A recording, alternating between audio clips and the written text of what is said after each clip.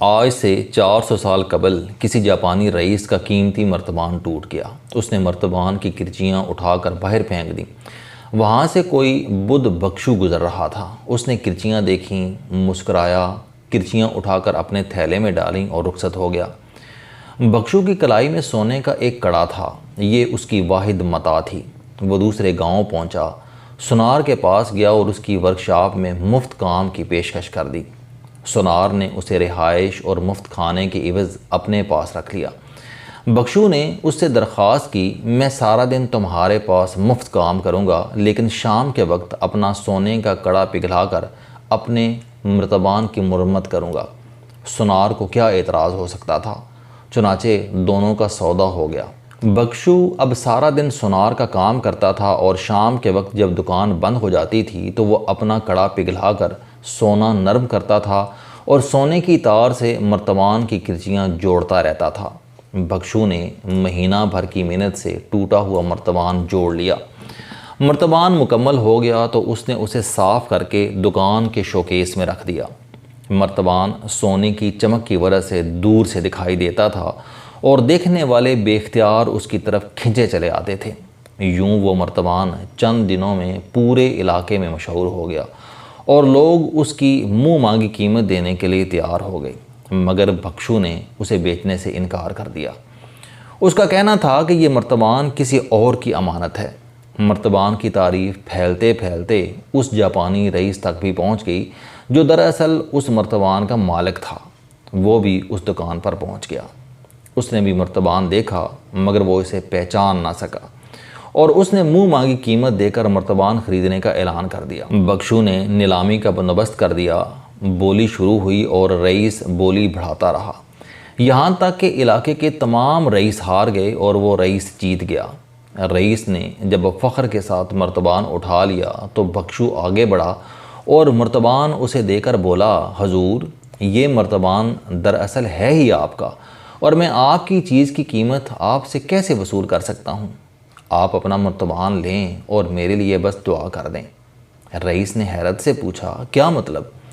بھکشو نے جواب دیا کہ میں فلاں تاریخ کو آپ کے گھر کے سامنے سے گزر رہا تھا۔ آپ کا یہ مرتبان ٹوٹ گیا تھا اور آپ نے اس کی کرچیاں اٹھا کر باہر پھینک دی تھیں۔ میں کرچیاں اٹھا کر یہاں لے آیا، اپنا کڑا پگھلا کر اسے جوڑ دیا اور جڑے ہوئے ٹکڑوں نے اسے پیس آف آرٹ بنا دیا۔ رئیس حیران رہ گیا۔ بھکشو نے بتایا کہ ٹکڑے اشیاء کے ہوں یا انسانوں کے، یہ جب جڑتے ہیں تو یہ چیزوں اور انسانوں کو انمول بنا دیتے ہیں، یہ انہیں پیس آف آرٹ بنا دیتے ہیں۔ چنانچہ میرا مشورہ ہے کہ آپ چیز ہیں یا انسان ہیں، آپ جب ٹوٹ جائیں تو آپ خود کو بیکار نہ سمجھیں، اپنی کرچیاں کچرا گھر میں نہ گرنے دیں، آپ کسی جگہ بیٹھیں اور اپنے آپ کو حوصلے، ہمت اور برداشت کے سونے سے جوڑنا شروع کر دیں۔ آپ نہ صرف دوبارہ مکمل ہو جائیں گے بلکہ آپ پہلے سے 1000 گنا قیمتی بھی ہو جائیں گے اور آپ پیس آف آرٹ بھی بن جائیں گے۔ وہ دن ہے اور آج کا دن ہے۔ جاپان میں لوگ ٹوٹے ہوئے برتنوں کو سونے سے جوڑ کر پیس آف آرٹ بنا رہے ہیں۔ یہ لوگ اپنی زبان میں اس فن کو کنسوگی کہتے ہیں۔ جاپان میں کنسوگی کے عمل سے گزرنے کے بعد آم سے پیالے، پلیٹیں، مگ اور گھڑے $1 ملین کا آرٹ پیس بن جاتے ہیں اور میوزیم میں رکھے جاتے ہیں، یا پھر لوگ انہیں اپنے گھروں میں سجاتے ہیں۔ یہ فن صرف اشیاء کی ریپیئرنگ کے لیے استعمال نہیں ہوتا بلکہ اس کے ذریعے ٹوٹے پھوٹے اور تباہ حال انسانوں کو بھی جوڑ کر، رگڑ کر نیا اور مہنگا بنایا جاتا ہے۔ جاپانی قوم خود بھی کنسوگی کا جیتا جاگتا شاہکار ہے۔ دنیا میں آج تک ایٹم بم صرف 2 بار استعمال ہوا اور یہ دونوں مرتبہ جاپان پر گرایا گیا۔ 6 اگست 1945 عیسوی کو ہیروشیما پر پہلا اور 9 اگست کو ناگاساکی پر دوسرا ایٹم بم گرا اور ان دونوں بموں نے پوری جاپانی قوم کو مرتبان کی طرح کرچی کرچی کر دیا۔ لیکن آپ کنسوگی کا کمال دیکھیے، جاپانی قوم نے نہ صرف اپنی تمام کرچیاں جمع کر کے خود کو دوبارہ بنا لیا بلکہ یہ اپنے اصل سے زیادہ قیمتی بھی ہو گئی۔ جاپان کی آج کی 20 بڑی کمپنیاں، خواہ یہ ٹویوٹا ہو، متسوبشی ہو، ہونڈا ہو، ITU چوہو ہو، نیپون ٹیلی گراف اور ٹیلی فون ہو، مٹسوئی ہو، جاپان پوسٹ ہولڈنگ ہو، ہٹاچی ہو، سونی ہو، NMS ہولڈنگ ہو، ایون ہو، ماروبینی ہو یا پیناسونک ہو، یہ دوسری جنگ عظیم سے قبل دفاعی آلات اور بم توپیں بناتی تھیں۔ ان کمپنیوں نے جنگ کے بعد اپنا کاروبار تبدیل کر لیا اور یہ چند برسوں میں دنیا کی بڑی تجارتی اور صنعتی کمپنیاں بن گئیں۔ جنگ عظیم دوم سے قبل جاپان کی فوج دنیا کی طاقتور اور خوفناک فوج تھی۔ پسپائی ان کے سلیبس میں شامل ہی نہیں تھی۔ یہ اگر جنگ میں ہار جاتے تھے تو یہ خودکشی کر لیتے تھے، مگر شکست کے داغ کے ساتھ گھر واپس نہیں آتے تھے۔ دنیا میں دوسرا خودکش اسکواڈ بھی جاپانیوں نے تیار کیا تھا۔ یہ لوگ قومی قاضی کہلاتے تھے۔ یہ پائلٹس تھے۔ یہ ہیروشیما سے جہاز اڑاتے تھے، فضا میں پٹرول کے آخری قطرے اور آخری گولی تک لڑتے تھے اور اس کے بعد اپنا جہاز دشمن پر گرا دیتے تھے، اور یوں محمود اور ایاز دونوں انجہانی ہو جاتے تھے۔ قومی قاضی بڑے جذبے کے ساتھ تیار ہوتے تھے۔ لوگ اپنا نام لکھواتے تھے اور اپنی سلیکشن کے لیے باقاعدہ منتیں مانگتے تھے، اور آخر میں جب یہ اپنے مشن پر روانہ ہوتے تھے تو ان کا خاندان، دوست احباب اور شاہی ہرکارے سلیوٹ کے ساتھ انہیں رخصت کرتے تھے، اور یہ اس کے بعد کبھی واپس نہیں آتے تھے۔ 7 دسمبر 1941 عیسوی کو جاپانی قومی قاضیوں نے امریکی بندرگاہ پرل ہاربر پر حملہ کر کے امریکی نیوی کو لوہے کے چنے چبوا دیے، اور یوں امریکہ بھی جنگ عظیم دوم میں کودنے پر مجبور ہو گیا۔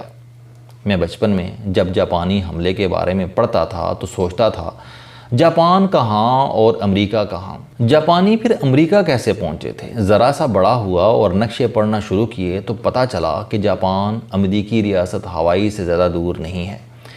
جاپانی جہاز پیسیفک اوشن سے ہوتے ہوئے امریکی ٹھکانوں پر حملہ کر کے واپس جا سکتے تھے، اور جاپان یہ کرتا رہا۔ جاپانی فوج نے تھائی لینڈ، فلپائن اور انڈیا میں برطانیہ اور امریکہ دونوں کی ناک زمین پر رگڑ دی تھی، اور اگر امریکہ اس پر ایٹم بم نہ گراتا تو یہ بھارت سے برطانیہ کا پرچم تقریباً اتار چکے تھے۔ یہ فلپائن اور تھائی لینڈ پر قبضہ بھی کر چکے تھے۔ جاپانی برما اور بھارتی ریاست ناگالینڈ پر قابض ہو چکے تھے، اور یہ سلسلہ اگر چلتا رہتا تو بھارت کے بعد ایران، ترکی اور پھر مشرقی یورپ دور نہیں تھا۔ ہٹلر روس تک پہنچ چکا تھا، اور اگر جاپان بھارت کے راستے سینٹرل ایشیا یا مشرقی یورپ آ جاتا تو پھر 80% دنیا جرمنوں اور جاپانیوں کے قبضے میں ہوتی، اور آج دنیا کا نقشہ یکسر مختلف ہوتا۔ بہرحال 6 اور 9 اگست 1945 عیسوی کے دن طلوع ہوئے۔ امریکہ نے جاپان پر 2 ایٹم بم پھینکے اور تاریخ کا دھارا بدل گیا۔ جرمنی اور جاپان مفتوحہ ہو گئے اور برطانیہ اور امریکہ فاتح بن گئے۔ جاپان کے پاس شکست کے بعد 2 آپشن تھے۔ یہ لوگ باقی زندگی اپنے زخم چاٹ کر اور ماضی کی فتوحات کے ترانے گا گا کر زندگی گزار دیتے، یا پھر کنسوگی کے عمل سے گزر کر اپنی کرچیاں سمیٹتے اور خود کو پہلے سے زیادہ قیمتی بنا لیتے۔ جاپانیوں نے دوسرا آپشن پسند کیا اور یہ کنسوگی کے عمل سے گزرنے لگے۔ یہ لوگ دفاع سے نکل کر معاشی قوم بننے لگے۔ انہوں نے فیکٹریوں، منڈیوں اور کھیتوں کو اپنا جنگی میدان بنا لیا اور کمال کر دیا۔ جاپان سالانہ $900 بلین کی مصنوعات ایکسپورٹ کرتا ہے، اور یہ اشیاء پوری دنیا میں بکتی ہیں۔ یہ ملک چاروں طرف سے دشمنوں میں گھرا ہوا ہے۔ چین، روس، کوریا، بھارت اور امریکہ کے ساتھ اس کی لڑائی ہے۔ چین کے ساتھ اس کا متعدد علاقوں پر تنازع چل رہا ہے۔ روس کے ساتھ 125 سال سے سخالین کے جزائر کی وجہ سے اختلاف ہے۔ کوریا کے لوگ جاپان کو غاصب سمجھتے ہیں۔ جاپان نے دوسری جنگ عظیم کے دوران بھارت کی ریاست ناگالینڈ کو تباہ کر دیا تھا، اور امریکہ نے جاپان پر 2 ایٹم بم گرائے تھے۔ چنانچہ یہ ہر طرف سے دشمنوں میں گھرا ہوا ہے، لیکن اس کے باوجود یہ اپنے تمام دشمنوں کے ساتھ کھربوں ڈالر کی تجارت کر رہا ہے۔ جاپانی گاڑیاں، کمپیوٹر، ہیوی مشینری اور ادویات پوری دنیا میں جاتی ہیں، اور یہ اپنے دشمنوں سے بھی کھل کر خام مال منگواتا ہے۔ جاپان نے عاجزی اور سادگی کو بھی اپنا آرٹ بنا لیا ہے۔ یہ جھک کر ملتے ہیں اور دوسروں کے سامنے بچھ جاتے ہیں۔ ہاتھ ملانا بے ادبی سمجھتے ہیں۔ چنانچہ بادشاہ ہو، وزیر اعظم ہو، یا ہونڈا یا کرولا کمپنی کا مالک ہو، وہ سینہ اور گردن جھکا کر آپ سے ملے گا۔ پوری قوم کام کی عادی ہے۔ لوگ 1 منٹ لیٹ نہیں ہوتے، پوری زندگی ایک کمپنی یا ایک فیکٹری میں گزار دیں گے اور کبھی معاوضے میں اضافے کا مطالبہ نہیں کریں گے، 2 یا حد 3 مرلے کے گھر میں رہیں گے، زندگی کی آخری سانس تک کام کریں گے، اور اگر خدا نخواستہ کسی سال 3-4 اضافی چھٹیاں ہو جائیں تو یہ دھاڑیں مار مار کر روتے ہیں۔ آج سے 3 سال قبل ملک میں 9 چھٹیاں اکٹھی آ گئی تھیں، اور یہ لوگ ریلوے اسٹیشنوں، پارکوں اور گھروں کے دروازوں پر کھڑے ہو کر رونے لگے تھے۔ ان کا کہنا تھا کہ ہم 9 دنوں میں کیا کریں گے؟ لوگ پوری دنیا میں چھٹیوں کے لیے احتجاج کرتے ہیں، لیکن جاپان میں چھٹیوں کے خلاف اور اوقات کار میں کمی پر احتجاج ہوتا ہے۔ حکومت اگر قومی تعطیل کر دے یا کمپنی کے مالکان اوقات کار کم کر دیں تو یہ سراپا احتجاج بن جاتے ہیں، یہ مرد آباد کے نعرے لگانا شروع کر دیتے ہیں۔